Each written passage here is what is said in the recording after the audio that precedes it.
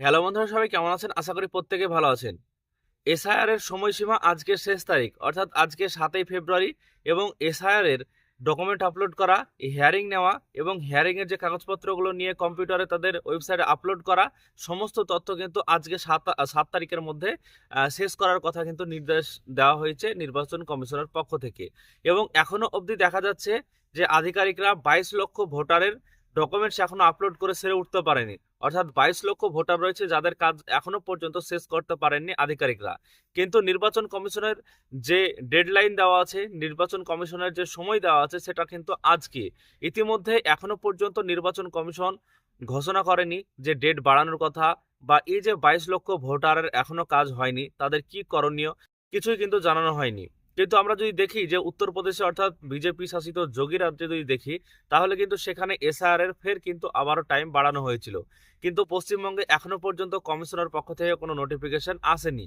আজকের ভিডিওর মাধ্যমে আপনাদেরকে জানাবো 22 লক্ষ ভোটার রয়েছেন, এমন ভোটার যাদের কিন্তু এখনো পর্যন্ত ডকুমেন্ট আপলোড করা হয়নি।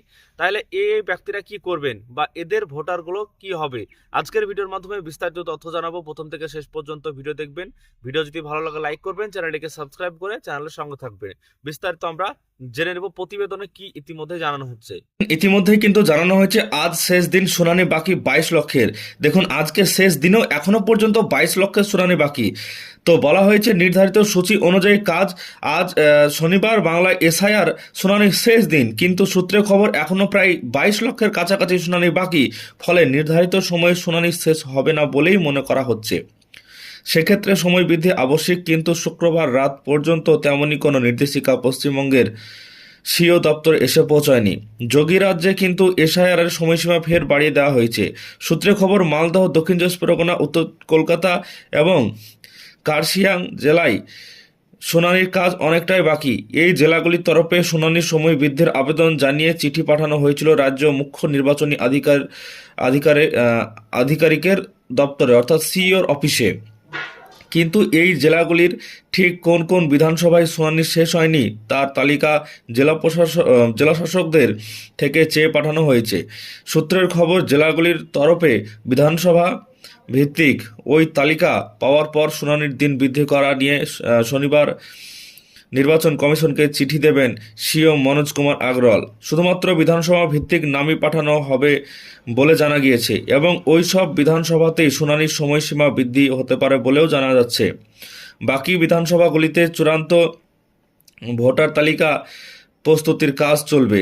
কমিশনের এক আধিকারিক জানাচ্ছেন, নির্ধারিত সূচি অনুযায়ী যাতে 14 তারিখ চূড়ান্ত ভোটার তালিকা প্রকাশ করা যায়, সেই জন্যই এই ব্যবস্থা। প্রথম দিকে ধীর গতিতে শুনানি চলার কারণে গোটা প্রক্রিয়া স্লথ হয়ে পড়েছিল। গত কয়েকদিনে দৈনিক 5 থেকে 7 লক্ষ ভোটারের শুনানি হয়েছে এ রাজ্যে। ফলে কাজ অনেকটাই এগিয়েছে। কমিশন সূত্রে জানা গিয়েছে, লজিক্যাল ডিসক্রিপেন্সি এবং আনম্যাপড ভোটার মিলিয়ে মোট 1,51,735,735 জন ভোটারকে 735 জন ভোটারকে তো দেখুন, বলা হয়েছে যে আরও বেশ কিছু এই যে তথ্যটা দেওয়া হয়েছে, এই ভোটারদের শুনানির মধ্যে 735 জনের মধ্যে 80 লক্ষের তথ্য যাচাই করা হয়েছে, অর্থাৎ যাচাই বাকি প্রায় 72 লক্ষের। আরও জানা যাচ্ছে সম্পূর্ণ তথ্য আপলোডের কাজও শেষ হয়নি। শুনানির হওয়ার পর আপলোড হয়েছে 80 থেকে 85%। তারপর দেখুন, এদিকে কমিশন সমস্ত জেলাগুলিকে আবারও স্পষ্ট করে জানিয়ে দিয়েছে, শুনানিতে ভোটার যে নথি জমা দিয়েছেন তা ভুয়ো হলে সংশ্লিষ্ট ভোটারকে জেল ও জরিমানার কোপে পড়তে হবে। ভুয়ো নথি পেলেই জেলাগুলিকে তৎক্ষণাৎ পদক্ষেপের নির্দেশ দিয়েছে কমিশন। তবে যে সংখ্যক শুনানি শেষ হয়েছে তাতে দ্বিতীয়বার নোটিশের পরও প্রায় 4.5 লক্ষ ভোটার শুনানিতে উপস্থিত হয়নি। অর্থাৎ এই 4.5 লক্ষ ভোটারের নাম বাদ পড়বে বলে জানাচ্ছে কমিশন। কেন তাদের নাম বাদ দেওয়া হলো সেই কারণ জানিয়ে তাদের নোটিশ পাঠিয়ে দেওয়া হবে। এই সংখ্যা আরও কিছুটা বাড়তে পারে বলে মনে করা হচ্ছে। গোটা শুনানি প্রক্রিয়া শেষ হলে সঠিক সংখ্যা নির্ধারণ করা যাবে বলে জানাচ্ছে কমিশন। এরপর দেখুন, বলা হয়েছে এক দফাতেই ভোটের প্রস্তাব সিও দপ্তরের। 2026 সালের বিধানসভা নির্বাচন এক দফাতেই সম্পন্ন করতে চাইছে পশ্চিমবঙ্গের মুখ্য নির্বাচনী আধিকারিকের সিও দপ্তর। জাতীয় নির্বাচন কমিশনের কাছে এই মর্মেই তারা প্রস্তাব পাঠাতে চলেছে।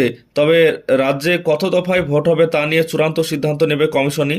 সিও দপ্তরে এক আধিকারিকের বক্তব্য, এক দফায় ভোট হলে অসুবিধা কি? এর আগেও এ রাজ্যে এক দফায় ভোট হয়েছে, এক দফায় ভোট করাতে আমরা প্রস্তুত।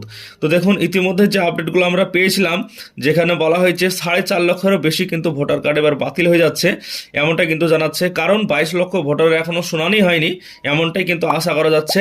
এবং 22 লক্ষ ভোটারের যদি শুনানি না হয় আজকের দিনে দাঁড়িয়ে, তাহলে কিন্তু 4.5 লক্ষ এখান থেকে বাতিল হবে। কি কারণে হবে তাদেরকে নির্দিষ্ট চিঠি করে পাঠানো হবে। বন্ধুরা, আজকের এই ভিডিওর মাধ্যমে আমি আপনাদেরকে দেখালাম যে 22 লক্ষ ভোটার রয়েছে যাদের এখনো পর্যন্ত সময়সীমার মধ্যে আপলোড করা হয়নি কাগজপত্র, এবং হিয়ারিং এর সমস্ত কাগজপত্র এখনো পর্যন্ত ভেরিফিকেশন করেননি ইআরওরা বা আধিকারিকরা পারেননি করতে।